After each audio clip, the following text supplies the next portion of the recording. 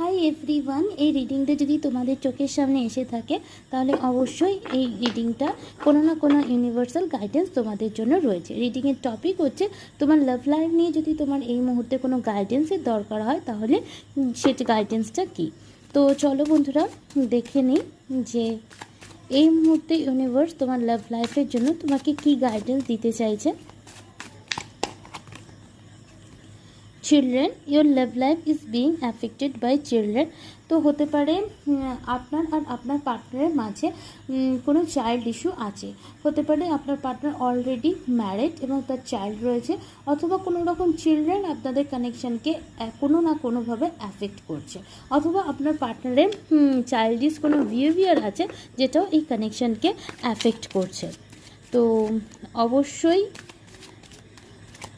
এই মুহূর্তে যে চিলড্রেন ইনভলভ আছে সেইটাকে আপনাকে কনসিডার করে ভাবতে হবে আপনি কি করতে চান।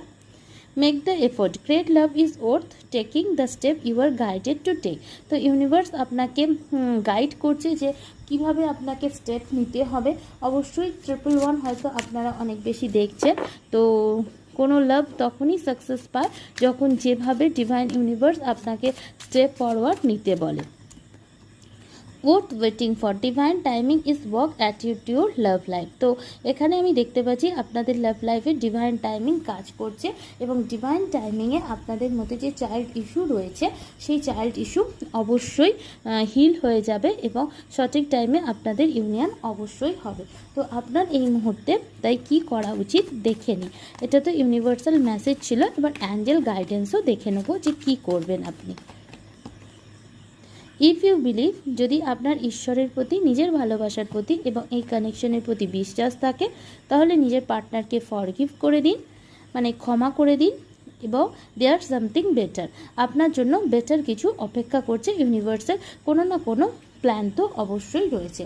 তো অবশ্যই এই কানেকশানে হেলথ, আপনার লাইফের লাভ লাইফের ওভারঅল হেলথ অবশ্যই ভালো হবে। যদি কোনো কোয়ারিজ থাকে ইউনিভার্সে অ্যাঞ্জেলকে কোশ্চেন করতে পারেন এবং অ্যাঞ্জেল যেরকম বলবে সেই অনুযায়ী আপনি যদি সঠিক অ্যাকশন নিতে পারেন তাহলে আপনার লাভ লাইফ বেনিফিটেড হবে এবং আপনার লাভ লাইফের হেলথ ইমপ্রুভ করে যাবে। Thank you.